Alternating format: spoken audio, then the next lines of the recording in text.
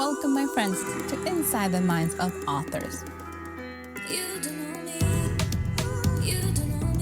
I'm DC Gomez, and I'm thrilled you're joining me today for a fun conversation with a passionate author. We're kicking off the program, like it's our tradition, with a short reading from the feature book.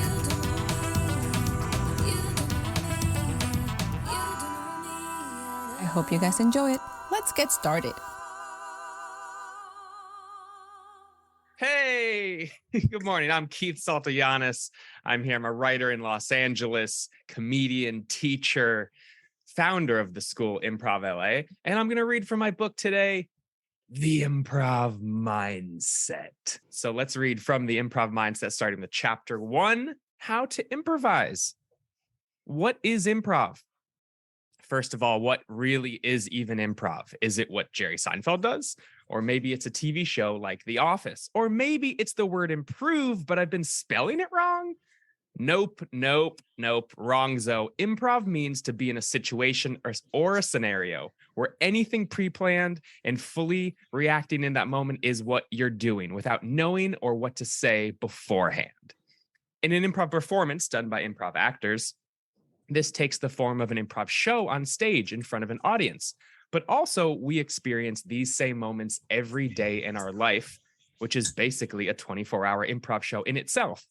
Unless someone gives you a script to read at the beginning of your day, which, if that's true, good for you, Mr. President. What Jerry Seinfeld does is stand-up comedy, which is reciting a tirelessly thought out, written down, edited, memorized, and practiced act to make it look like it's happening in the moment. But it is not improv. Likewise, fully scripted and memorized shows like The Office are filmed to resemble a documentary, which is not scripted, but both of those things are also not technically improvised. Even shows like Curb Your Enthusiasm, which is known to be an improvised show, also is only through the dialogue.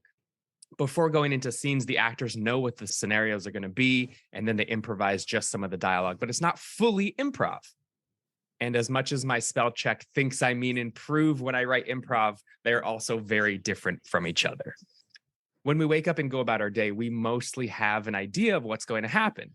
If we're going to the grocery store or work, we will base our assumptions on the possible future experiences of what happened in the time previously at those locations.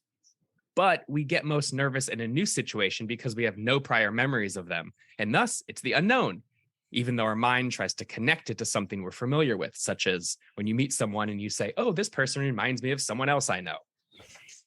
Even in familiar situations like work or going to the store, it's when something happens different than our preconceptions that the day catches us off guard and we freeze and we don't know what to say. Congratulations, now you're in the territory of improv. So what is an improv mindset? Improvisers have learned these skills to better their craft of acting, writing, or even just performing improv shows. Off stage, they are usually quick-witted humans who find the fun in everyday life. They don't think or overthink everything they say, and at best live in the moment and find the positive in every idea. We can literally say or do anything we want in improv. And training our mind to do that too will allow us to respond quicker in any situation. Even if you never want to step on stage, be in front of a camera, or do anything creative outside of getting better at what you do in your life right now, improv is still beneficial.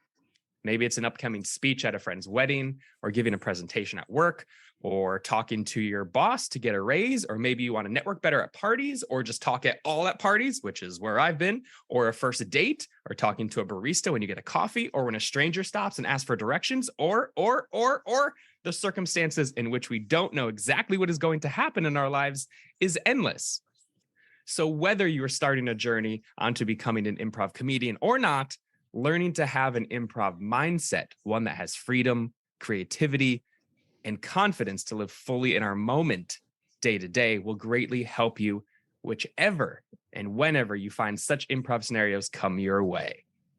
And that's all you get right now of the Improv Mindset.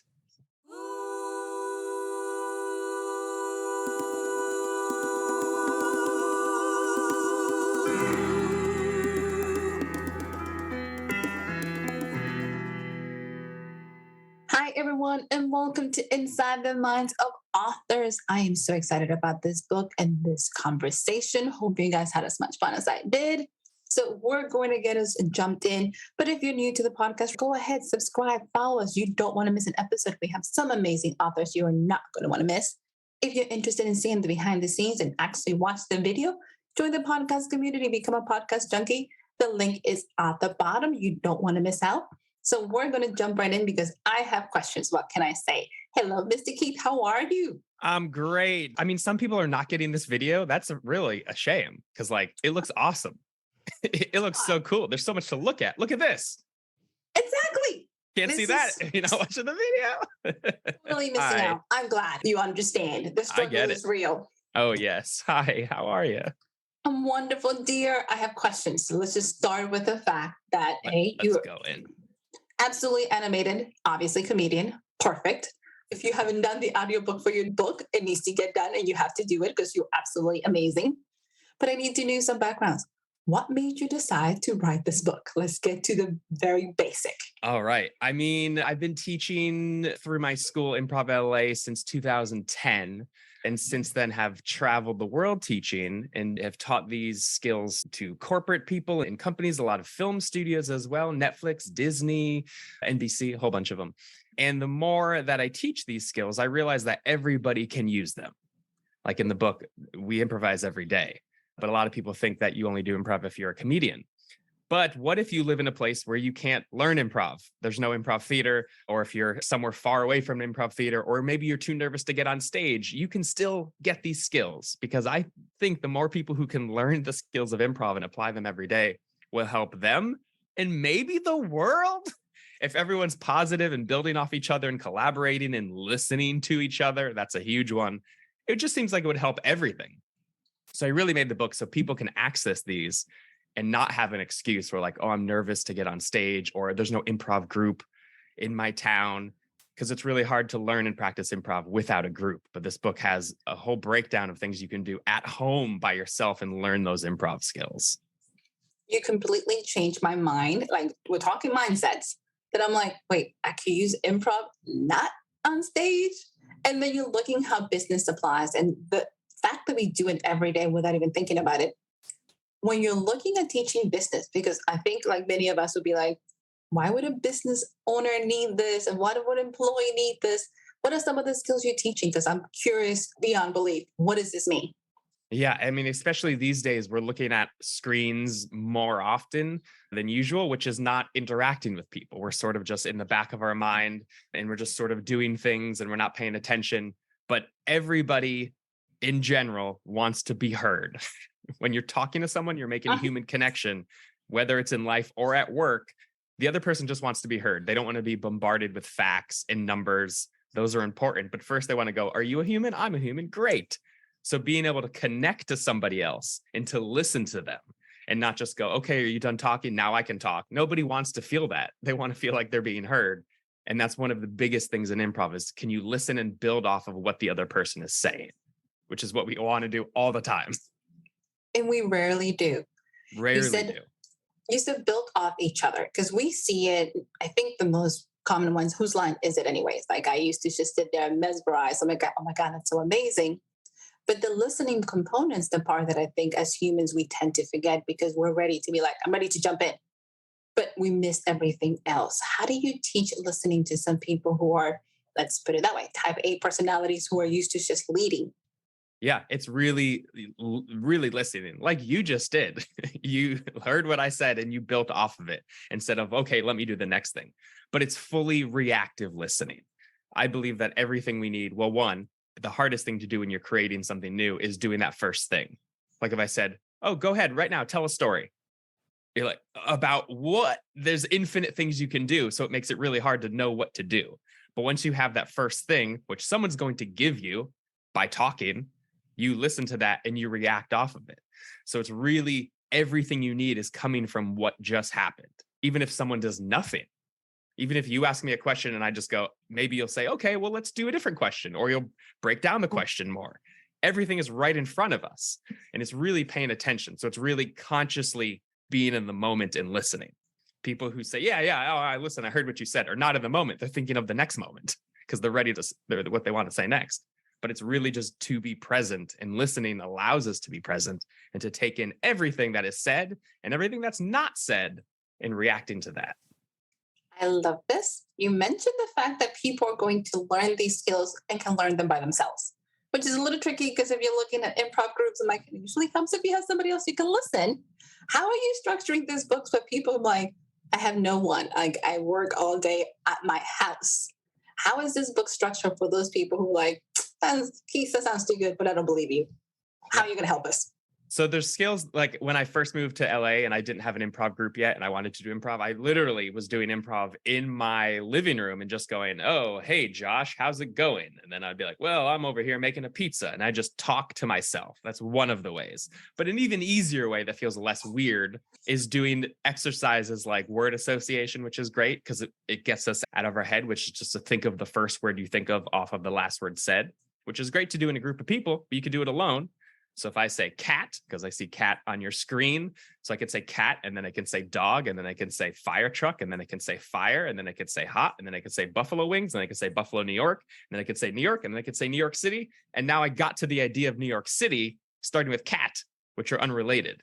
But that is making my mind more creative to think of things in the moment. And I didn't know I was going to get to New York City, but just by doing that exercise warms up your brain. That's one of the exercises you can practice on your own. But there's a ton of things that we can just make our brain think faster and create as long as you get outside of your own way, which is part of the book as well. Because it feels weird to start doing that and talking to myself or to say, hey, Josh, how's this going? It feels weird, but it's part of it is getting out of your shell and stopping the self-judgment you have of, oh, I feel weird. Who cares? Look weird. Everybody do this because we always put people in categories. You have left brain and right brain, and like only creative people can do this, and blah, blah, blah, blah. You're talking about business. You're talking about the film industry, which people said, yeah, that's a natural progression. But you also mentioned something that I love. It's like you are going shopping and you meet the teller. What do you say to this person instead of both of you staring at each other awkwardly? Like, can anybody pick up these skills? Yeah, because and that's sort of the basis of what I read as well. Like we are doing it anyways. We don't really know what's going to happen. We might have our go-to, hey, how's it going? Good. How are you? And we just say that. We don't even realize what we just said, but we're improvising. We don't really know what we're saying every day, but it's stopping for a second, recognizing how you can do that and respond to other people. But then how do you use your own personality? It isn't to try to be like Colin Mockery or Ryan Stiles on Whose Line Is It Anyway, since you mentioned that, but it's to be your own personality. Because if you think about it, we used to be really good at this when we were kids, jumping on furniture, running around, dressing in costumes. We were awesome at it until society came in and was like, hey, stop doing that. You're going to embarrass me. You're going to get fired. You're going to lose friends. No one's going to like you. And then we're like, okay, I will fit into this mold of what I'm supposed to be. And everybody all day is like, I'm trying to fit into a mold, but nobody knows what they're doing. So if you recognize that, nobody knows what they're doing. They might act like they know, or they might be more experienced, but nobody really knows what's going to happen in the next second. Nobody knows really what's going to happen tomorrow. And if you recognize that and you're like, okay, how can I play like I did when I was a kid, but with all of the experience I have as an adult, we can all do this. And I'm not just saying it because I have proof, because I have taught over thousands of people probably by now from all over, from teaching in China, teaching here in America, teaching all over of all different cultures and backgrounds. And people were like, well, I was brought up and I'm not supposed to talk. And they were able to do improv. So I'm not just saying it because like, yeah, anybody can do it. I've seen it. I've seen people come into class one going, do I have to get on stage for this improv class? And then a few weeks in, they're on stage and they're being funny and they're having fun and they're laughing. And that's the goal, is to get out of our shells of what we think we have to be in the world and be the person who we are deep down, especially when we talk to our friends and we're laughing at our friends. Be that all the time. It's way more fun. You talk about fun, you talk about laughing, you talk about that core essence of who we are, that sometimes we feel as adults we can't do it. We have been adulting for so long that we have lost ourselves in this world of whatever. So this so resonates with me and it makes me so happy. So congratulations for putting this into the world, because I'm like, we need this so bad. Tell me, sweetie, how long did it take you to put this book together? I think I started at 3 p.m. and I was done by 6 p.m. On the same day, really fast. Just kidding. It took almost 10 years. And I was writing it and then I'd go back, I'd put it off and I'd go back and then I'd have to redo sections because I learned more stuff. But last year I was like, I'm finishing this book this year because I need to get it off my hard drive and into the world. So it took around 10 years from starting it and then finally getting it out there. So now that it's out into the world and people are getting to receive it, what reactions are you getting from readers that are going, oh my God, I never saw myself as a person who can do improv? That's that a lot of people are like, I thought improv was only, whose line is it anyway, or only for performers or only to be funny. But they're like, wow, I really am doing this right now. I'm doing this right now. Yeah, people have been really surprised how they can use these skills and not like, oh, eventually you can read it. There's exercises with graphics in the book that's like, do this right now. Do this literally this second. And then there's things you can do in the world, like when you're going to talk to a cashier or a barista, that you can practice with these people in the real world. Like you can learn this skill, practice it at home, go out and get a coffee and practice it again. Most people don't want to practice it again because they'll look foolish and embarrassed, but the book invites you to embarrass yourself. How young do you recommend readers to actually start doing this? Is it something like only adults will be like, you should do in 5 years old? Do you have a time frame? I wish improv was required to be taught in high school. If everybody had these skills learned at least in high school, would be awesome. But really anywhere. Improvisers I know who have kids, their kids are very fun and creative and listen because they're learning these skills. So it really could be taught at all ages. But I feel like the book is for someone probably 20s and older, where you've already started that training of being an adult. You're already in that world. But really any age, you can learn this stuff. For sure. So to our listeners who are curious, how about you make it a family project? If you have teenagers, because they have no censor and don't know the meaning of no, grab your kids and practice with them. This is a great bonding exercise. And when I thought about it, I was like, oh my God, Keith, for parents who are trying to connect with their kids, having their kids teach them again how to be kids would be an amazing building exercise. So much possibilities. Tell me, sweetie, as this book continues to evolve and you're sharing it to the world, what have you noticed that you weren't expecting of the reactions? Or have you been like, I saw that coming?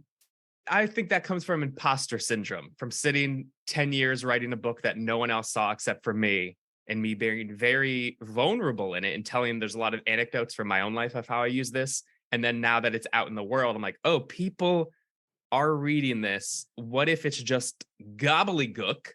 Because I understand it because I'm writing it, but what if it's out there and they're like, oh, none of this are even sentences. So there was that fear of like, oh, who am I writing this? And that imposter syndrome. But then people to get it or other people reviewing it and going, oh, we really liked it. This is really helpful. Thumbs up, 5 stars. And I was like, wait, really? It makes sense? And that was most surprising to me. That's something that was just here and now is in a book form. People understand it. It's not just insanity that's been in my mind for so long. So that was the most surprising thing for me, was people were like, no, I get it. They're like, oh, you get what I had in my mind and I wrote down and people read. That's cool. Because that's the goal.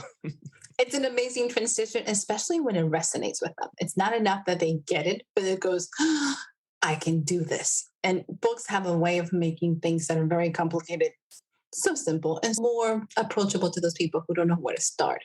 Yeah, so, it's very digestible. Yes. So tell me, what is next for Mr. Keith as a writer? What do you got going on? Have you thought about it? Well, I have a lot of other book ideas that I am thinking about doing, but I also am a screenplay writer. So I have a new screenplay that I'm working on and one that's being shopped around. So I have a lot of writing, as any writer probably has, more ideas of what you want to write than time to write them.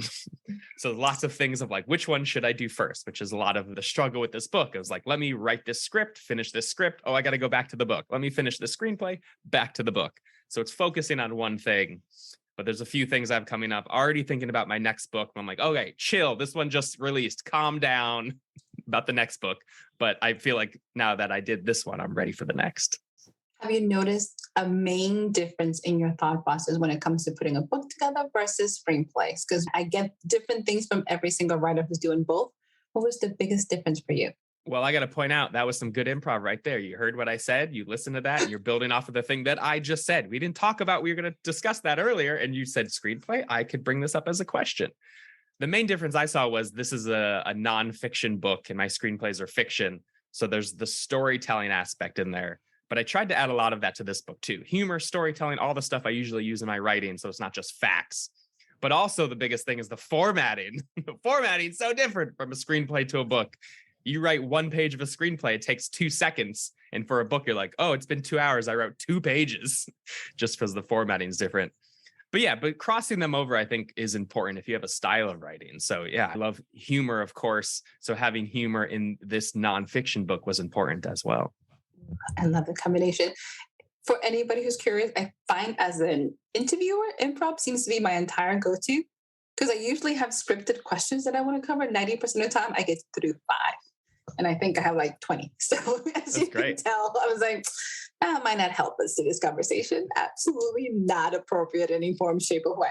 So it's all good. Sweetie, tell me, what advice would you give an up-and-coming author who's thinking, I want to write a book and I have this idea in my mind for 10 years? Where do I start? That's a bit of a pet peeve of mine, because if you have an idea or any creative thing you want to do, just do it. You have that idea for some reason. You were lucky enough to be gifted that idea wherever ideas come from the ether. You have it. Don't keep it in your head. And it's scary. I get the excuses. I understand every possible excuse. I'm tired, I don't have time. This is a bad idea. I don't know how to do it. But get it out there. Get it out there in some way, because someone else is going to do it then. And if you have it for a reason. You can tell this story or whatever the writing is from where you are. You have this. So just get it out there. I love doing vomit drafts, which are just get it all on paper. It could be terrible and messy and doesn't make sense. But once you have that first step, you can go back and edit it. The pet peeve of mine, like, I have this idea that I've been thinking about for 10 years. I have this little idea. Just do it. In 10 years, you could have had it written. And then it's out of your head. And then you don't have to talk about it anymore. And then you have it in your hand. So I get the excuses, though. I totally understand the excuses. But just do it. Just do it because you have it already in your head. Ooh, I love it. And you're right. Sometimes it's excuses to make ourselves a little less committed to finishing that project. So I absolutely love it. And you're right. In 10 years, you probably could have had it done if you decided to be a little bit okay with it. So absolutely. Tell me, sweetie, where can our listeners find the book, when they can learn more about you? Where are you located? So you can find all of this information through my school, the Improv LA Training Center. So improv-la.com. You'll find the book there. You'll find info about me. If you're in LA, we have classes. If you're not in LA, we have online streaming classes on demand. So if you don't like reading a book, you can get all this information from watching videos as well. Just trying to get this information to people. But you can find, that's probably the easiest way. Or you can find me at keithsaltojanes.com. But then you'd go, how do you spell that? So improv-la.com, much easier to spell. I like how you put that. Is like you have options. If you can spell it, to go for it. Knock yourself out. It's all there, easy and accessible. I love the fact that you have videos on demand, because people do learn differently, especially adults. Mm-hmm. We're very much in a very busy environment. Sometimes we feel guilty sitting with a book when we should be doing 500 things. You can listen to it and you can get it as well. So I love it. Mm-hmm. Sweetie, before you leave us, because I can chit chat with you forever, are you ready for the lightning round? And you should be a master of this. Round. So yes. Okay, let me get my pre-written out answers first, because I need a script. Okay, I'm ready. You got this. Easy peasy. Pepsi or Coke? Iced tea. Of course it would have been iced tea. Why did I see that coming? Candlelight dinner or breakfast in bed? Breakfast with a candle in bed. And I like to live on the edge. So having open flame by blankets sound fun. Trying not to laugh, but just a visual. Like, and don't burn the bed down. Awesome. Superhero or scientist? I mean, superhero is in the title of my book, so I'm going to say scientist. Just kidding. Either. Yeah, no, scientists are superheroes in the real world, so I'll say that. Love it, love it. Let's see how you go with this one. Mystery or fantasy? Fantasy. Love fantasy. And yeah, expanding your mind to what could possibly be out there that might not exist. Yeah. Okay. So for the improv mind of viewers, I want to know, if you were stuck in a deserted island and could only take 3 things, what would you take? It would be a satellite phone that has reception. It would be a whole bunch of food and a book that says how to contact the nearest rescue helicopter. Those are so practical. I'm kind of surprised. I'm like, Really? Oh, okay, I can see how to get out of the island. Perfect. Yeah. Yeah. If I have an option, like that's what I'll have to get off the island. But also I have the food, so I can chill for a little bit and then go, all right, well, now I'm ready to leave. Let me make that call now that I read that book. That's very practical for everyone. Awesome. Dear, it is such a pleasure to have you. Do you have any closing remarks for us? Yeah, I would say just like have fun today. Have fun. Do something fun today. I love it. To our listeners, go ahead. You need Keith in your life. He is going to absolutely make you think differently and enjoy what you do. So if you're not ready or haven't picked up the book, make sure you do check out the Improv School. You're going to love it.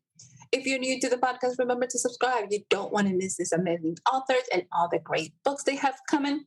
I'll be back again next week. So in the meantime, give us a like, share this episode. We're always better when we're growing together. And I'll see you guys next week. Bye.